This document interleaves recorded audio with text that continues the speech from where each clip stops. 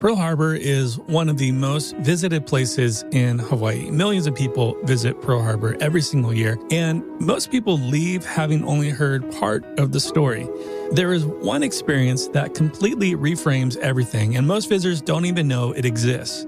Today, we're going 168 feet above the battlefield to the top to the Ford Island Control Tower. Aloha and welcome to Hawaii's Best, a podcast helping you plan an unforgettable Hawaii vacation with clear, practical guidance. I'm Brian Murphy, a certified Hawaii destination expert, and each week I break down what actually matters for your trip using local insight and firsthand experience so you can plan with confidence and travel with Aloha. Today, we are getting into one of the most powerful and newest experiences on the island of Oahu. We're talking about Pearl Harbor, not just the history that you already know.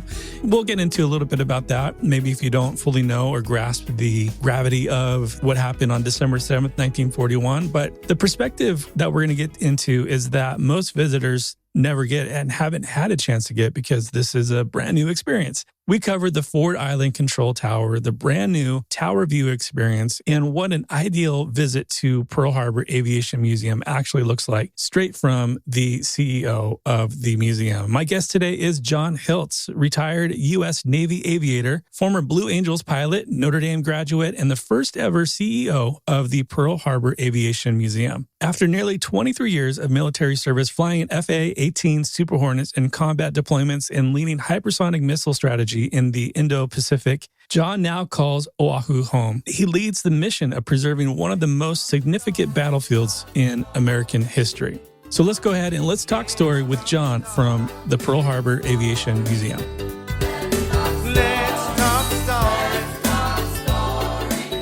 Thank you so much for being here today on Hawaii's Best. And I read a little bit about your impressive bio. So Notre Dame grad, which I'm a little bit jealous of growing up. I love Notre Dame. It's like something, my last name Murphy. We just grew up loving Notre Dame. And yes, Blue Angels pilot, which also growing up, you know, anytime I went to an air show, that was like the main attraction, the Blue Angels. So that's really cool. Combat pilot. First of all, just thank you so much for your service.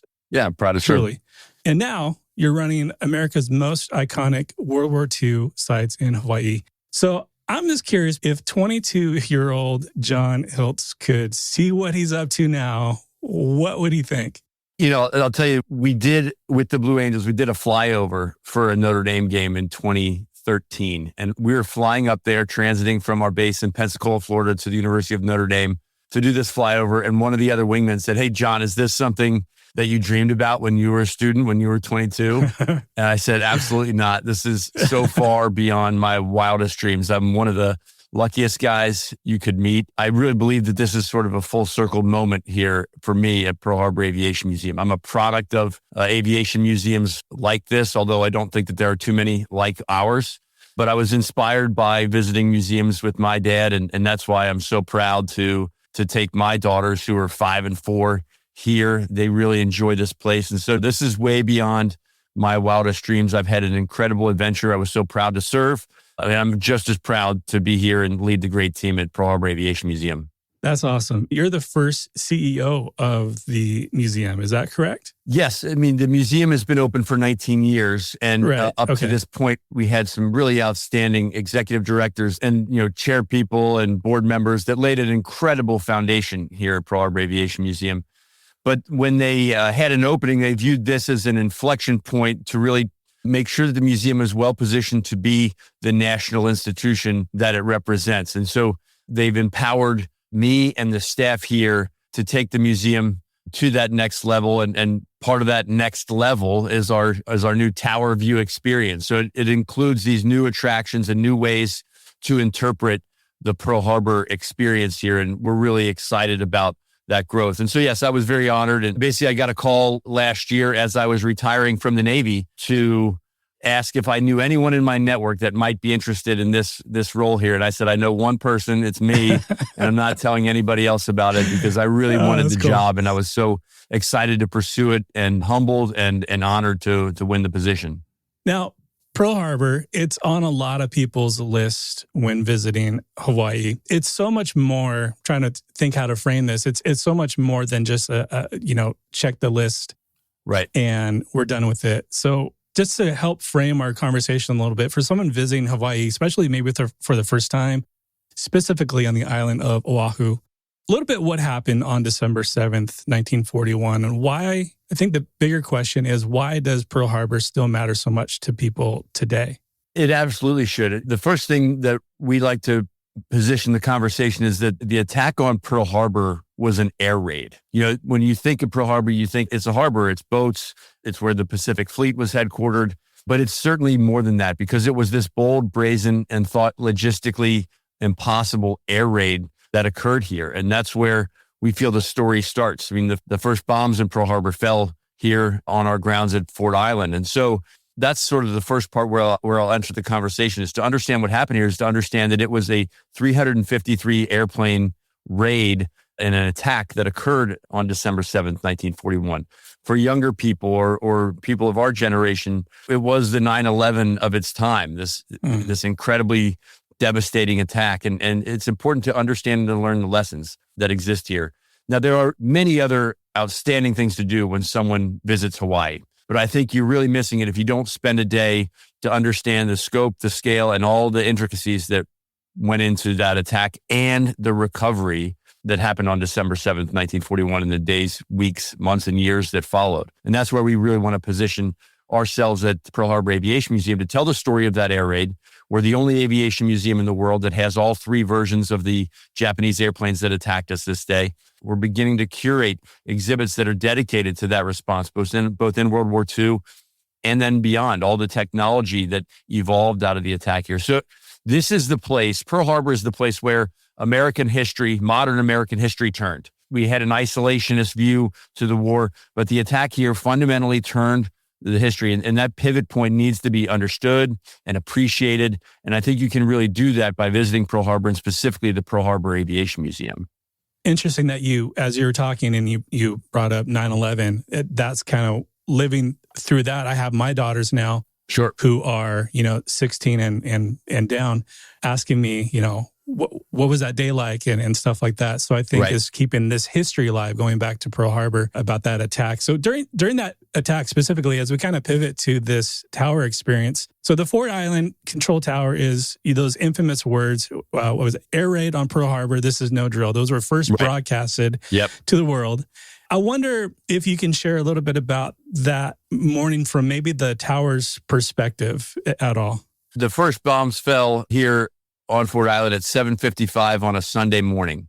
The tower building that's on our grounds was under construction. The top of the tower was not yet even fully completed. But as you stand on top of the tower and imagine the waves of airplanes coming from multiple axes of attack, these weren't modern, fighter jets that operate where I did in the 15, 20, 25,000 foot range. They were down low. These were dive bombers. These were torpedo bombers. We've got pictures of them at eye level. And so that's the sense of it, is that you take this calm, serene Sunday morning, and then it is instantly at your level there transformed into this fiery hellscape. When you visit our grounds, you're able to hear a lot of eyewitness accounts from the sailors and the airmen that were here on that day. And they'll tell you that it was loud. That was the thing that they took away from it, was the noise, that they couldn't escape the noise, the explosions that disrupted their lives and our country that morning. So that's the thing you can get at the top of the tower, is you can see the attack and you can really get the sense of why Pearl Harbor was this essential Navy base and why it still is, and also understand how it would have been so chaotic that day, because there's all these different parts of Pearl Harbor. You've got the Navy base across the way. You've got Ford Island. You've got all the ships moored nearby. It would just have been complete chaos. And you can really get a sense of that by seeing it from this elevated perspective. And that's why we try to explain, like when you visit Pearl Harbor, if you only see it from the ground, you're only seeing half the battle. I mean, it was an air raid, and you can see this elevated perspective now, and it really makes a difference. You mentioned your daughters and your daughter's age, and I'll tell you, I had when I was pursuing this job, I had some family visit me, and they're from a great part of the country, very good schools, And I said, obviously might impact some plans around the holidays because, the month of December, specifically December 7th, is a really solemn day for our museum and for the country. And she kind of looked at me quizzically and said, why is December 7th important? And, it's sort of heartbreaking to think about that. And that somebody someday will say, like, why is September 11th an important day to you, Dad, Grandpa, whatever it may be. Sure. I say this often, that time is undefeated. Time will take away our memories. It will break down our artifacts. It'll break down the historic hangars that were in here unless we keep those memories and those lessons learned alive. And that is what we're charged to do here at Pearl Harbor Aviation Museum. Yeah, it makes complete sense. And our team recently got to take a sneak peek with the Tower View experience. So I wonder if you could tell us a little bit about that. What is it? What do visitors get to experience? And I think maybe the bigger question is, why was this experience created for visitors?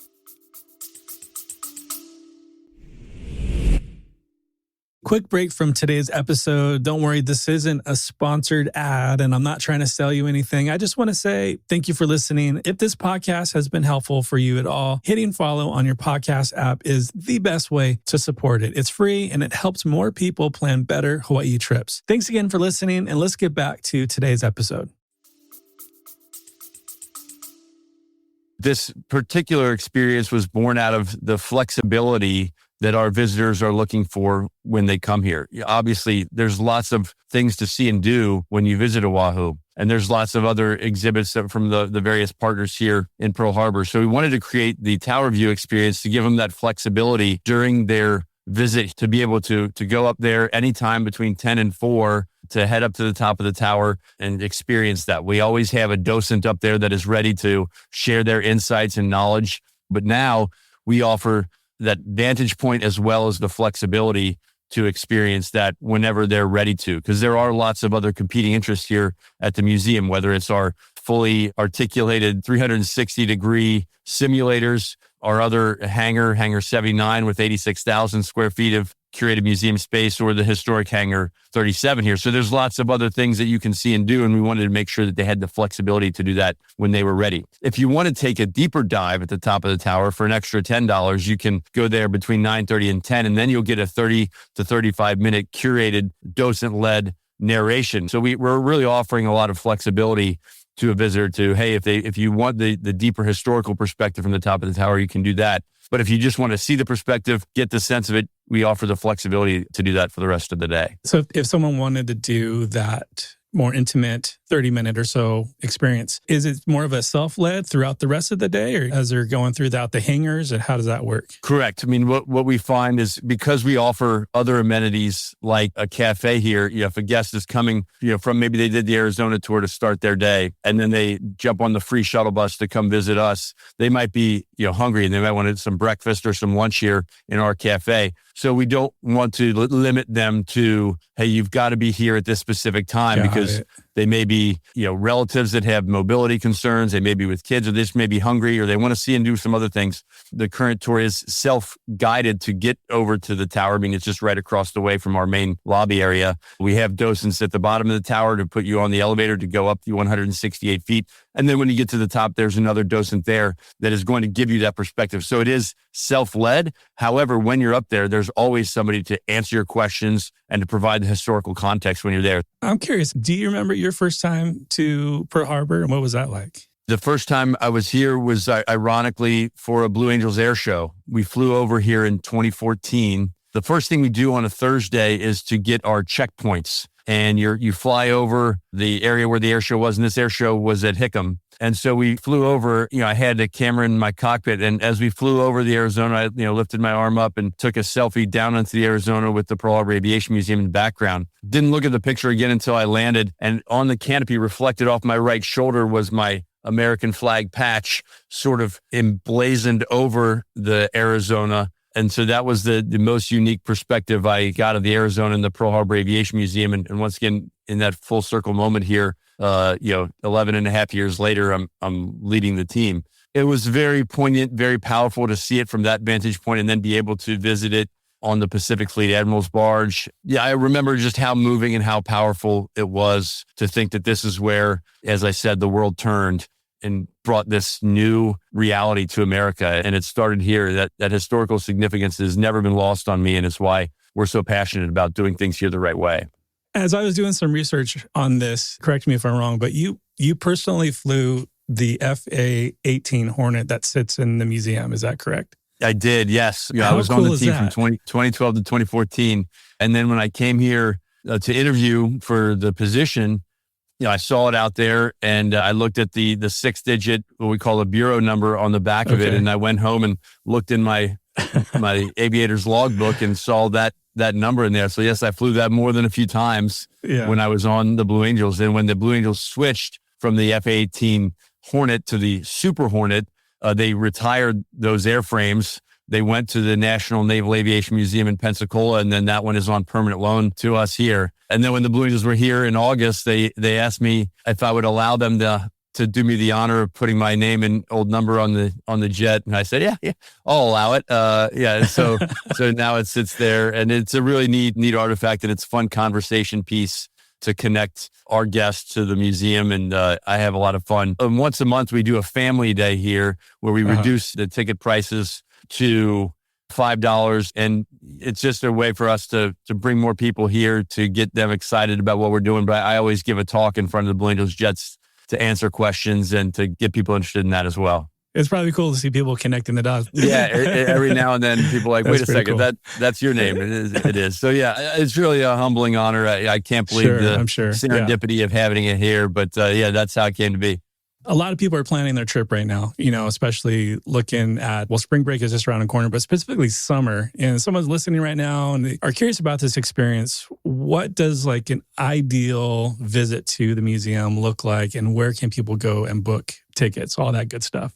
Pearl Harbor Aviation Museum.org is the best place to start to get an understanding of who we are, what we offer, the size of our grounds. Like there's a lot of great partners here in Pearl Harbor, but we're by far the largest. And so this is a great place to start because, as I mentioned, this is where the attack started. It was an air raid. This is where you can learn about the air raid and then see the impacts of the air raid over at the Arizona, or visit the Missouri or the Bowfin to get their perspective as well. But if you want to visit where it started, this is the place to start. So Pearl Harbor Aviation Museum.org can start there. You can buy your tickets from that website. To get to our base, our museum is still on an active duty Navy base. So you'll park at the Arizona Memorial and ride a free shuttle over here to our museum. But in doing so, you get to go over the bridge that takes you out onto Fort Island. You'll go past the Arizona and get that neat perspective, and then be able to see what it's like on this historic Navy base. And it drops you off right in front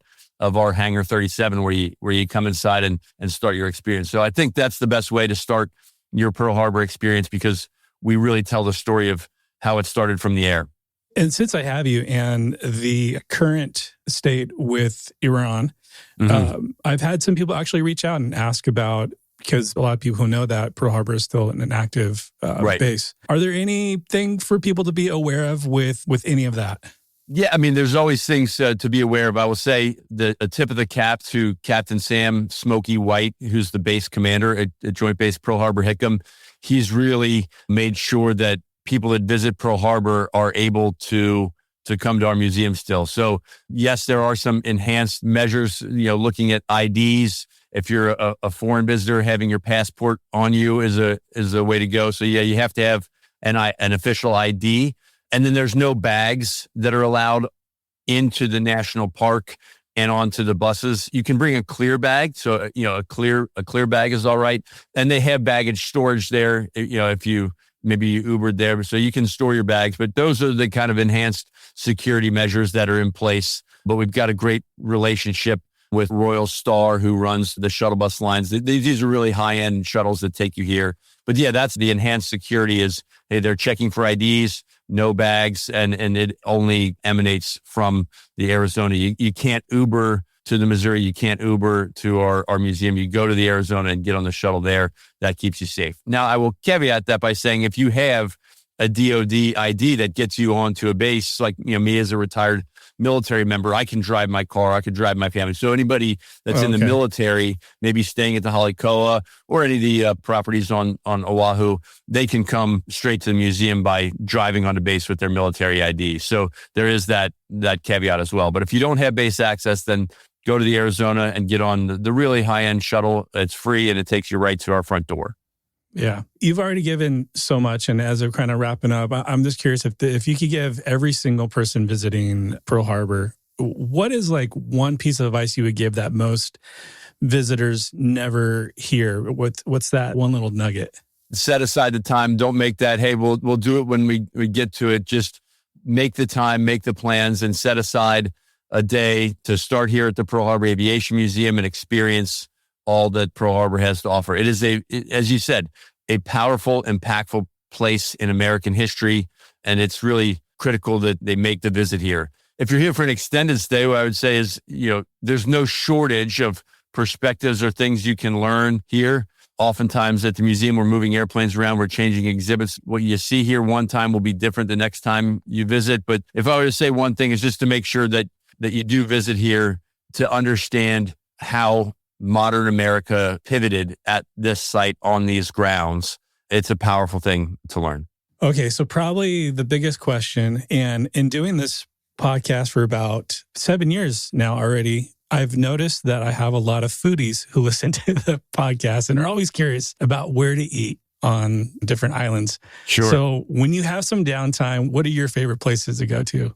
Well, I do want to put a plug in for our team here at the Pearl Harbor Aviation Museum. We do have a great cafe, and they have monthly specials, both food and drink specials. So it is a great place. It's air conditioned, so you can come here as part of your experience. And they do a great job offering local flair, bulgogi beef, Kahlua pork. We've got a new rib special. So they really have a really diverse menu here, especially for a museum cafe. I really love taking visitors to Haleiwa Joe's. I just think that's a really neat perspective, and I think people tend to respond to that. I know that's not like a local joint. I live over in Kailua, so there's a lot of spots over in Kailua when you're visiting, whether it's Buzz's or Bocce Bistro. There's a few great spots around town. I think to each their own where you want to eat. I think everybody's tastes are a little bit different. There's certainly no shortage. Absolutely. John, this is great. Anything else worth mentioning before we wrap? When we started here as a leader, you want to align the team with mission and vision. And our mission essentially boils down to remembering and inspiring across generations. We want to make sure that there's something here for a 5-year-old and something here for an 85-year-old. And we're doing that in spades. The vision part we talk about is creating a beautiful museum campus here to create an outstanding and unique visitor experience, to be the most family, and we spell family PHAM for the Pearl Harbor Aviation Museum, to be the most family-friendly destination on Pearl Harbor, and then also to be a community resource. We've got 2 great workforce development programs where we're training Kamahina to be pilots and also to be aviation mechanics. And those are full scholarship opportunities for each of those. So that's the mission and the vision of what we're trying to accomplish here. We are a 501c3 nonprofit, and we're really proud of the work that's been done over the last 19 years. And we're really excited and proud to celebrate our 20th year next year. The only big change that I made when I started here was I said, if every day we're open, we will have a cockpit that a young man, a young woman, or an old man or an old woman can come here and sit in. And so every single day you can sit in a jet. Right now, it's a big fighter jet called an F-111 Aardvark, and you can sit in that. It's a 2-seat cockpit. It's a great experience. So there's just some really uniqueness here, but that's kind of the mission and the vision and where we're going. And well, we're excited about the journey as well as the destination. Awesome. John, thank you so much for your time and your leadership and what you're doing at the museum. Appreciate you. It was a lot of fun. Thank you so much. Awesome. I really enjoyed my conversation with John. I hope it was helpful for you as maybe an understanding Pearl Harbor from a different perspective, or just in your planning of visiting Hawaii, especially, during this time of year. A lot of people are planning their summer trip, and maybe that's you.